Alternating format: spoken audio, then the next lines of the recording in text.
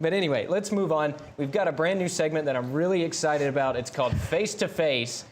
Each of our panelists will assume the identity of two people in the world of sports that are kind of on opposite sides of things. And it could be a controversy. It could be brothers in one case here. So I think this is going to be a fun game that we'll all enjoy. We're going to start. Ryan will be Roy Williams, and Mike is the UNC walk-ons. If you'll recall, Roy Williams left the court with the rest of his team at the end of, or with 14 seconds to go in the 33-point loss at Florida State because he thought that those 14 seconds had been abandoned for safety. Walk-ons, do you believe him? Absolutely, I believe him. I mean, why do you think we came to UNC? He's a great coach. He would never abandon us like that. It was obviously a missight. He wanted us. We only get put in the last couple minutes of games, you know, during blowouts and stuff like that. We want to be on the court. We want to go to all the different venues and play there. So, I mean, it was an honor to play at Florida State, and, you know, we had a lot of fun. Well, but Roy, what is your reaction to the fans that say you're basically hanging your walk-ons out to dry? Well, I left an assistant coach out there with them, and we had to get the starters off the court. We can't let Harrison Barnes get mobbed by Florida State fans. And, I mean, I told you guys that I forgot that the game was still going on, that I thought that they were with us. I asked them when they got to the locker room. I said, hey, God, what took you so long? Why did it take so long to get here? So, I mean, that should be enough for everyone to believe that. I mean, I'm an old man. I've been here a long time. And it was just a clear mistake. If I could go back and do it again, I would take them off the floor with me, or I would stay out there with them. But I never thought it would turn into this big of a deal. I thought the bigger issue was the fact that we lost the game. And just remember, Coach Williams, that we did start the Duke game last year. So it's not necessary. You don't have to keep Harrison Barnes, you know, safety. You don't have to keep him safe. We have the court. We can hold our own against Duke. So, you know, just put us out there next time. Well, how did you feel when you saw Roy Williams leaving? Well, we didn't even see. We were focused on the game. I mean, Coach Williams told us to stay focused, you know, never keep your eye off the ball. We played good zone defense, and, you know, we didn't even see Coach Williams walk off. Yeah, I think that's the thing that's being lost here is that they weren't as bothered by this as the fans were. They were happy to be on the floor and be playing in this big moment. All right, fine. Sounds like a bunch of coach speak to me, but let's move on to the second, your second identities here. Mike will be Manny Pacquiao, and Ryan is Floyd Mayweather. Floyd, is this going to happen? I think it's going to happen as long as Manny will adhere to the rules I'm putting in place. I want to do a 60-40 split, and he was going to agree to it. He has to do drug tests and all this. I mean, I'm not going to fight him if he's taking steroids, and we have to do it in Las Vegas. That's what I'm saying, and if he agrees to it, the fight will happen. Why does it need to be a 60-40 split? You're going to jail after this fight. What are you going to use that money for? Honestly, it should be 70-30 me. I'm going to make it rain. Clear. You're going to make it rain on who? The inmates. I don't even think they'll let that money in the prison. Like, it'll just cause too many problems. Well, what is your reaction to having been? It seems like this process has been really fast, and that there's a lot going on really quickly. Are you going to be able to? Are you going to be ready to fight Floyd Mayweather on May 5th? Absolutely, I'm going to be ready. I've already been training. I've already started training. The only thing is I can't draw blood because I get weaker. I mean, everybody gets weaker. Have you ever seen people on college campuses, when they draw blood, they get woozy? I'll get woozy too. And the fact that I'm going to be boxing, I just can't have that. Well, I think that Manny, if you really want this fight, if you want to fight Floyd Money Mayweather, you have to agree to what I'm saying, and let's go fight. I'm ready to fight you now. Well, not now. Let's go right now. Let's go right now. I'm ready to go. So if you just start drawing the blood and you get out there, I'm ready to box you. I can draw the blood today for you if you want, but I'm not drawing it May 5th. Well, Floyd, you know, you first reached out to Manny on Twitter. If you were gonna call him in the first place, why not do that first? The people love Twitter. I mean, it's a new. So you want to get the people involved. You want peer pressure Manny into fighting. Is that what's going on here? Exactly. We got to get everyone involved here. Everyone wants to see this fight happen. They've been wanting it to happen for a couple of years now. So if I can just get him to get in the ring with me, I can show the world who's the best fighter in the world. Well, thank you for giving me such a great introduction there. I mean, the greatest boxer ever. I mean, I know I'm up there with Muhammad Ali and, you know, Joe Frazier. So I can't wait for this fight to happen. Don't try to peer pressure me through Twitter. I mean, I'm going to be the president. You know, I hold political office. He's a singer. He doesn't need your money. I'm a singer. I hold He's a a platinum YouTube record. sensation. I mean, you can't get better than that. You just make it rain. If that's not good enough for you, then let's see what All right, happens well, in the here's ring. a couple of guys that seem pretty full of themselves. Let's move on. This conversation's going nowhere. Now, Ryan is John Harbaugh, and Mike is Jim Harbaugh. What are you guys going to be doing the next couple of weeks? Both of you lost. I'm going out to find a new kicker.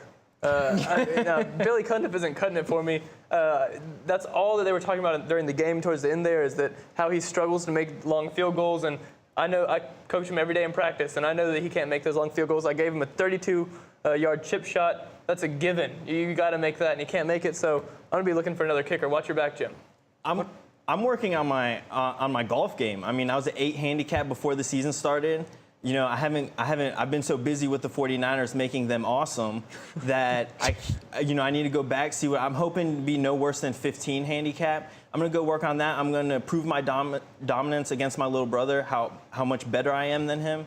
And, you know, we're just going to go from there. Maybe Sounds like you're not going to have any trouble sleeping after that loss there. Do you know our record last year? Do you know the 49ers record last year? And this year we're 14-2 or 13-3. You can't beat that. I mean, that's amazing right there. All right. Well, who do you guys want to win the Super Bowl? Do you guys agree on this? Or I want the Patriots to win just because I wanted to be the team that beat me. And I want the Giants for the exact same reason. So, I mean, Giants are obviously, they're the better team. I mean. But you guys going to watch the game together? How's that going to work? Of course. Absolutely. Yeah, of course. I expect some punches to be exchanged, perhaps. There might A slap on the back. A slap on the back. Yeah, okay. We had enough of those. Moving on to our next pair. Andrew Luck is Mike Rodriguez, and Peyton Manning, Ryan Davis will be playing. Wow, that is quite the stash you got going on there, Peyton. How do you feel about this young kid maybe coming in and invading your turf a little bit? Well, just look at the facial hair. I mean, he's got nothing on. What is that, a neck beard? He doesn't even have a mustache. Look at this thing. I'm gorgeous. I am one of the best quarterbacks of all time, if not the best quarterback of all time. 1 year I get hurt, and automatically Andrew Luck's supposed to come in and take my job. That's not happening. I mean, Stanford is obviously home of the best quarterbacks. First it was John Elway, and now it's going to be me. I don't mind, maybe the first couple games, sitting on the bench, just kind of learning from you. But when we go 0-2 next year, I'm just going to have to step in, take the team over, take them to the Super Bowl, win it, and then become the second greatest quarterback ever. Well, Peyton, do you think you're ever going to play again? Of course I'm going to play again. I wouldn't have been on the sidelines every game this year if I wasn't planning on playing again. I'm going to come back and be the same player I was a year ago. And if, by chance, the Colts decide to go with Andrew Luck and push me away, I'm fine to go to the Jets or go to the Ravens or go to one of the teams that can use me, and I'll beat you in the AFC Championship game next year if you can make it that far. You know the Packers, you let go of Brett Favre. Do you really want to go the same route as Brett Favre? You're just going to end up making commercials. You're not going to be successful in the Wrangler NFL. commercials. This is The U. Exactly. You're just not gonna. You're not gonna have the same skill. You don't have the same skills. I'm a young guy. I'm awesome.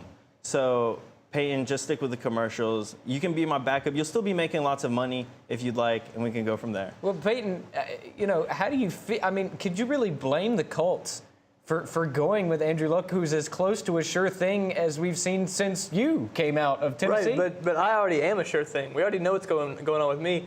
If they draft him, they're only doing it so he can learn from the best. And that maybe you can be the next Peyton Manning. But if Peyton Manning's still around, the Colts would be insane not to start me next year. I'd rather be the next John Elway because he had 2 Super Bowl victories, went to 5 Super Bowls. How many Super Bowl wins do you have? I want more than 1. Oh, that's cold. That's cold, Andrew. Cold-blooded. No All right. response. Yeah, I guess Peyton's done on that note. We'll move on to the 5th and final pairing. Tim Tebow, Mike will be playing, and Ryan will be John Elway. John, is Tim Tebow your quarterback of the future? Well, look, the media tells me he has to be a quarterback in the future. We all know that I don't like him. I mean, he's not a good quarterback. So let's just let him go out and play a little bit. We can let him lose a few games, and then eventually I can stick in Brady Quinn or whoever else I find off the garbage heap of the NFL, and we'll be over with it. But, I mean, this guy's a great story. He's a great guy. He's been great for our fan base, and he deserves the shot to keep playing. I just don't have any faith in him. I'm proud to be working for such a great organization who's had one of the best quarterbacks in Mr. Elway, who's now my boss. I cannot wait to train with you during the offseason. I didn't get an offseason with you last season. I plan on working really hard. I'm going to do whatever you tell me to do. I'm going to work hard.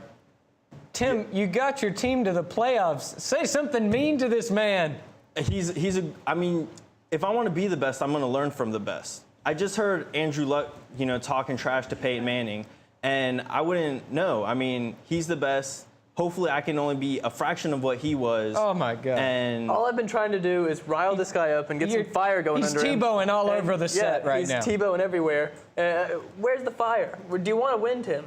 Of course I want to win. Nothing more than want to win. I mean, I wanted to beat Tom Brady and the Patriots, but I mean, it's an honor to just be in to be in the NFL and to be competing at the starting level. I mean, I'm going to do my best. I'll take you back to the playoffs. Just have some faith in me, and we'll go from there. Tim, are you ever going to learn how to throw? I know how to throw. I completed just under 50% of my passes. In a system Oh, that's great. I've never played in before. We went on the fly. Did you see offensive coordinator Mike McCoy? He's going to get a head coaching job. But why did you have to go on the fly, Tim? Because I didn't start this season. Because of Mr. Elway here. I think it might be because you stink. Did you see me deck Darrell Rivas during the Jets game on Thursday? I'm starting to get a little bit out of him, folks. No, I mean, I play with passion. I play with heart. Do I need to show you the Mississippi State speech after we lost the Mississippi State speech? No, I've not seen it before. That works harder than me. Harder than me. John, how do you feel about Tim's relationship with LeBron James, apparently, over Twitter now? If LeBron can inspire him to be on that level of player, I would love it. I mean, if LeBron could give you his shooting motion and you could maybe throw the ball that way, that'd be great. I don't care if he is talking to LeBron on Twitter. That's fine. It's not affecting his performance on the football field, I don't think. And if it can have a positive effect on your performance, then I'd go for it. When Tim, the last thing I expected to see was you firing back at Skip Bayless about your relationship with him on Twitter. Did he finally get under your skin a little bit? He got under my skin a little bit, but I'm not gonna take that personally. I mean, I know what his job is. His job is to try to rile up athletes like me. Try to rile up Terrell Suggs today, but that's fine. He needs to do his job, and I need to do mine. So I'm just gonna go out there and perform on the field. Well, guys, that's all the time we have. God bless and go Broncos. Oh my gosh. Well, that was a lot of fun there.